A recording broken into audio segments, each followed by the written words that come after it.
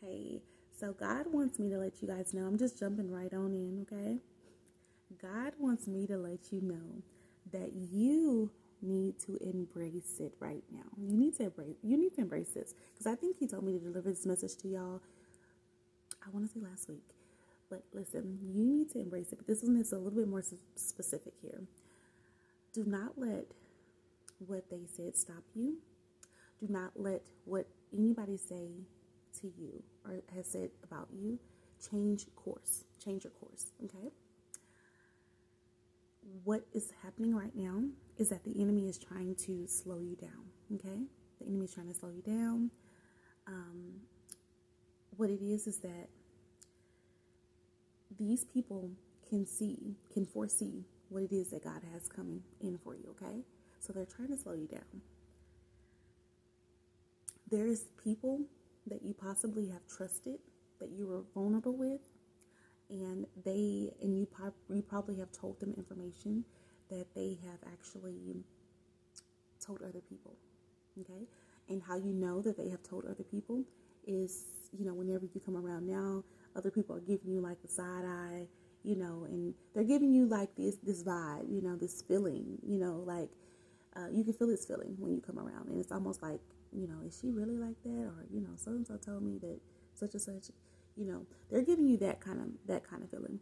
And what God wants you to know is that He's giving you a little bit of insight of, yes, these things has happened. Yes, you have to be more particular. You have to be very specific and very, very careful. Like, you just got to be careful with who you allow to have, information about you. You have to be, really careful about who you allow into your space. Okay, who you're comfortable with. You have to be careful. And the enemy,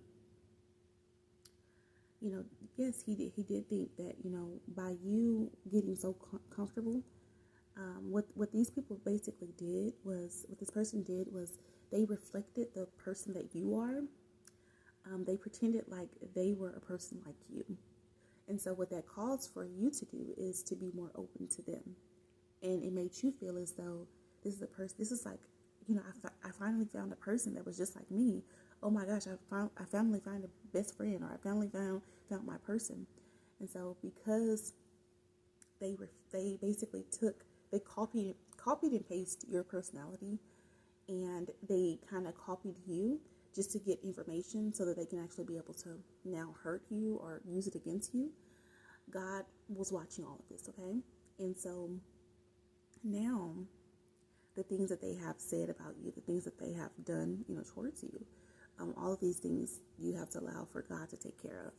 And for some reason, when we are in these situations, we always tend to try to fix them ourselves. So we tend to try to handle them ourselves. And what we have to understand is that we have to allow God to work. We have to allow God to work. And what he's saying is that the enemy wants you.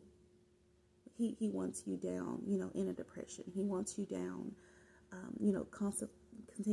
continuously thinking about these thoughts, of the information that you possibly, what they could be saying about you, whether it's true or whether it's false. For some reason, I'm not sure why we care, so much about what they're saying, but what we have to do, and I feel like the moral of this message is that we have to keep our thoughts set on God and on Christ and on the things that God has planned for us. Because the more that we focus on the positive things that God is currently doing in our life, the less that we are able to even focus on the negative.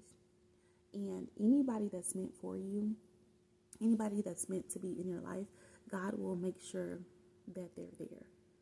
And so when it comes to the things that, you're currently going through, you may not feel like, God is doing anything, or you can't really see what he's doing, but the whole time he's actually behind the scenes working. And the vision that he kind of gave me, it was kind of crazy because I used to go to these plays when I was a kid, and I don't know if you've ever been to a play, but when you go to a play, they set up props on the stage, and so God gave me like spotlight where you're on a stage, and let's say when the scene goes black, and this is your storm. So this is the things that you're going through. It's pitch black now, and you're just kind of scrambling, like, what's going on. And then the lights come back on, and you look around, and all of your props are now behind you, because when the lights went off, God was back there moving all the props around in like literally few, seconds, minutes, like very, and it was so crazy because you have an audience, right? Your audience are your haters. Your audience are the people who dislike you. Your audience are the people who said that you can't do it, that you won't do it, that you don't, you never will. That's your audience, okay?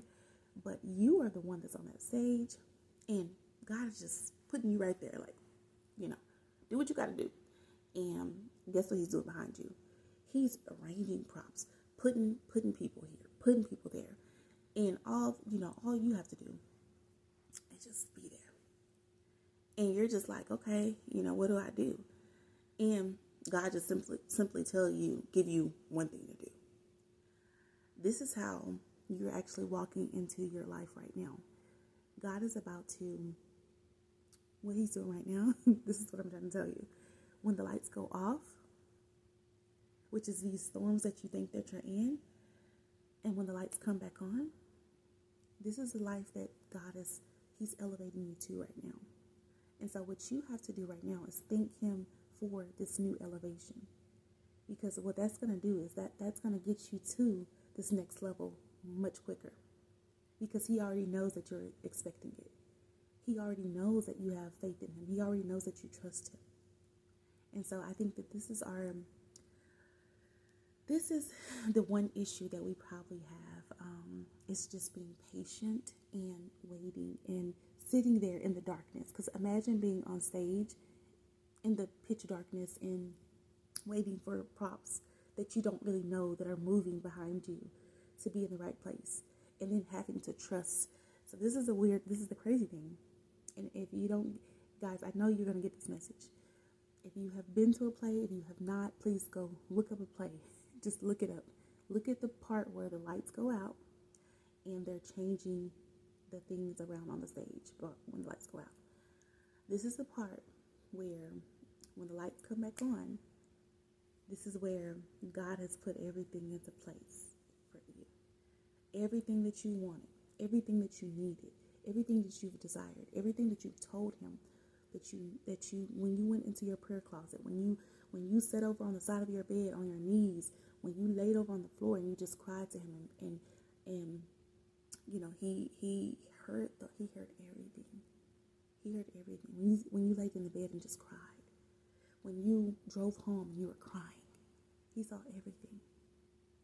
He saw everything. He knew what you really needed. He knew what it was that you were wanting. He knew what it was that you weren't even asking for. If that makes sense. So, what I will say is just keep God close, because he definitely wants to have a relationship with you. Christ wants to have a relationship with you. And guys, I'm going to go ahead and end it here. I love you all, and I will see you in the next one.